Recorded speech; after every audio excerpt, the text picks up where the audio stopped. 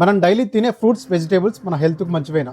వీటిని ఎలా స్టోర్ చేస్తారు? ఇలాంటి ఎన్నో తెలియని విషయాలు ఈ వీడియోలో చెప్తా వినండి. ఈ వెజిటేబుల్స్ ఫామ్ నుండి మన నియర్ బై మార్కెట్స్ కు రావడానికి 3 to 5 days టైం పడుతుంది. ఈ మధ్యలో వెజిటేబుల్స్ ని బల్క్ లో కోల్డ్ స్టోరేజ్ లో 0 to 4 degrees సెంటిగ్రేడ్ టెంపరేచర్ ని పెట్టి అవి ఫ్రెష్ గా ఉండడానికి కొన్ని కెమికల్స్ ని యూస్ చేస్తారు. అండ్ ఈ కెమికల్స్ కి food safety authorities FSSAI approve చేసి యూసేజ్ లిమిట్ సెట్ చేస్తుంది.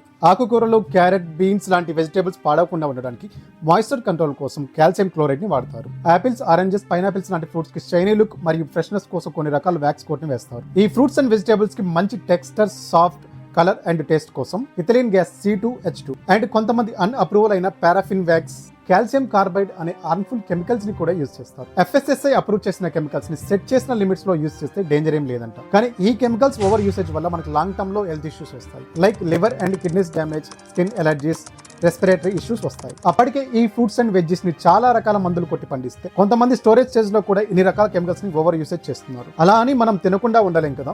వెజిటేబుల్స్ ని సేఫ్ గా యూజ్ చేయాలంటే మస్ట్ అండ్ షుడ్ వాటర్ లో క్లీన్ గా వాష్ చేసి, ఇంకా పాసిబుల్ అయితే సాల్ట్ ఆర్ వెనిగర్ వేసిన వాటర్ లో సోక్ చేస్తే పెస్టిసైడ్స్ రిమూవ్ అవుతాయి. And local farms or organic vegetables prefer చేస్తే చాలా బెటర్. ఈ వీడియో మీకు ఇన్ఫర్మేటివ్ గా అనిపిస్తే లైక్ చేయండి. మరెన్నో ఇలాంటి ఇన్ఫర్మేటివ్ వీడియోస్ కోసం మన ఛానల్ ని సబ్స్క్రైబ్ చేయండి. మనం తినే ఇలాంటి వెజిటేబుల్స్ పై మీ స్పందన ఏంటో కామెంట్ లో తెలియజేయండి.